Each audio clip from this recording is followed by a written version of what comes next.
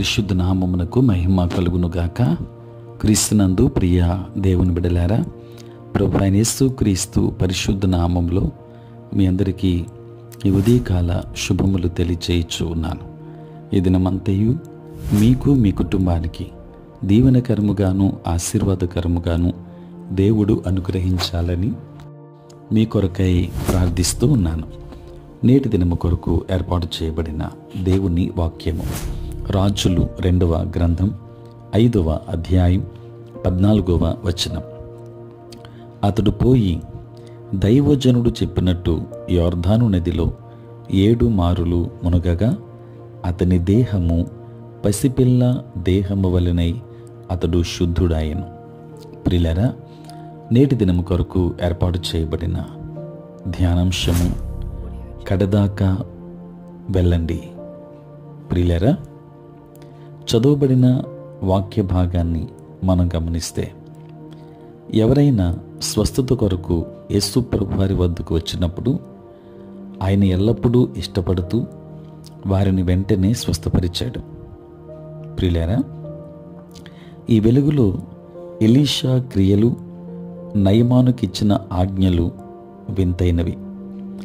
7 సార్లు మురికి యొర్దాను నదిలో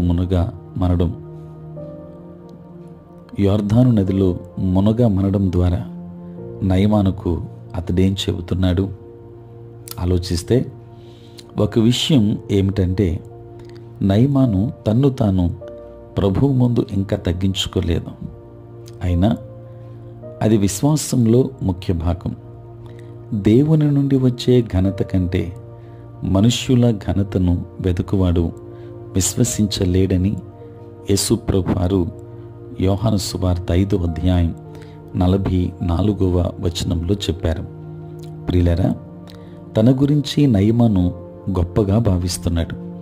అందుకే బయటికెళ్ళి అతన్ని కలుసుకోవాలని కూడా ఎలీషా పట్టించుకోలేదు. నయమానుకు ఆదేశాలు ఇవ్వడానికి అతడు సేవకులను పంపించాడు. ప్రియులారా, ఇది నయమానుకు మరింత కోపాన్ని పుట్టించింది. కోపంతో మరల సిరియాకు ప్రయాణమయ్యాడు. అతని హోదాకు తగినట్లుగా ఎలీషా స్పందించలేదు.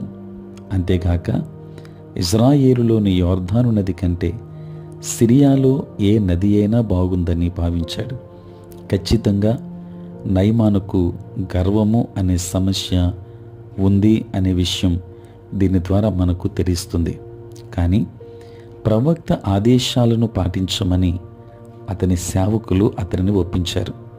ప్రియులారా, మరోలా చేయలేని పనులను చేసేలా అవసరాలు ప్రజలు తరుముతాయి. ప్రియులారా, గనుక తన్ను తాను తగ్గించుకొని నయమాను యొర్దాను నదిలో మునిగాడు. మొదటిసారి, రెండవసారి ఏమీ కాలేదు. మొదటిసారి మునిగాడు, అలాగే ఉంది. రెండవసారి మునిగాడు, ఆ రీతిగానే ఉంది. అతని స్వస్థత క్రమముగా జరగలేదు.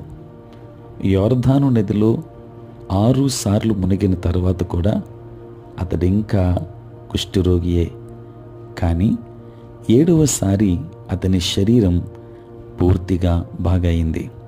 ప్రియులారా, దీని గురించి ఆలోచించండి. నయమాను గర్వం అద్భుతాన్ని కొద్దిలో కోల్పోయేలా చేసేది. కానీ దేవుడు చెప్పిన విషయాలను చేయనివ్వకుండా నీ జీవితంలో గర్వం అనే సమస్య ఉందా? ఉంటే నిన్ను నీవు తగ్గించుకుని లోబడు. దాన్ని సగం హృదయంతో చేయవద్దు. మరింత దూరం వెళ్ళినప్పుడే నీకు విడుదల కలుగుతుంది. కనుక మనలో ఉన్నటువంటి గర్వం మనలను కడదాకా వెళ్ళనీయకుండా మధ్యలోనే ఆపి దేవుని ఆశీర్వాదాన్ని దూరపరుస్తుంటుంది. కనుక కడదాకా వెళ్దాం, దైవాశీర్వాదాలు పొందుకుందాం. దేవుడు మిమ్మును, మీ కుటుంబాన్ని దీవించి ఆశీర్వదించునుగాక. ఆమేన్. ప్రార్థన. పరిశుద్ధుడైన తండ్రి, ప్రేమ కలిగిన ప్రభువా, మీ పరిశుద్ధ నామమునకై వందనాలు, స్తుతులు, స్తోత్రాలు చెల్లిస్తున్నాము నాయన. రాత్రంతయు కాపాడి సంరక్షించి సుఖనిద్రను మాకు దయచేసి మా జీవితంలో మరి యొక్క నూతన దినాన్ని మేము చూడగలిగే భాగ్యాన్ని ప్రభువా మీరు మాకు ఇచ్చినందులకే స్తోత్రాలు తండ్రి. దినమంతా కూడా మీ సన్నిధి మాతో ఉంచండి, మీ ప్రసన్నత మాకు అనుగ్రహించండి. మా ప్రతి బలహీనత నుండి విడుదలనివ్వండి. నేటి మా పనులలోనూ ప్రయాణములలోనూ పరిచర్యలోనూ తోడుగా ఉండండి. బలహీనులైన బిడ్డలను బలపరచండి. అనారోగ్యంతో ఉన్న వారికి ఆరోగ్యాన్ని ఇవ్వండి.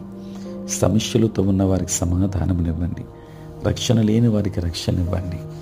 ఉద్యోగస్తులు, వ్యాపారస్తులు, కష్టపడి పని చేసుకుంటున్న బిడ్డలందరినీ దీవించండి తండ్రి. పుట్టినరోజు, పెళ్లి రోజు జరుపుకొనిచ్చిన బిడ్డలను దీవించి నూతన ఆశీర్వాదాలు మెండుగా వారికి అనుగ్రహించండి. దినదీవెనలతో నింపమని అనుదినము కూడి ప్రాతకాలపు ధ్యానములలో ఏకీభవించుచున్న ప్రతి బిడ్డను ఆశీర్వదించుమని, చదువుకుంటున్న బిడ్డలకు కావలసిన జ్ఞానమునివ్వండి. దూర ప్రాంతాలలో, దూరదేశాలలో ఉంటున్న బిడ్డలందరినీ దీవించండి. సార్వత్రిక క్రైస్తవ సంఘాన్ని ఆశీర్వదించండి.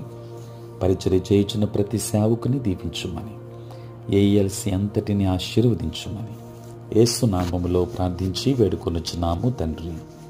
ఆమేన్. తండ్రి, కుమార, పరిశుద్ధాత్మ త్రియేక దేవుని దీవెన సదా మీకును మీ కుటుంబానికి బిడ్డలకును తోడై ఉండును గాక. ఆమేన్.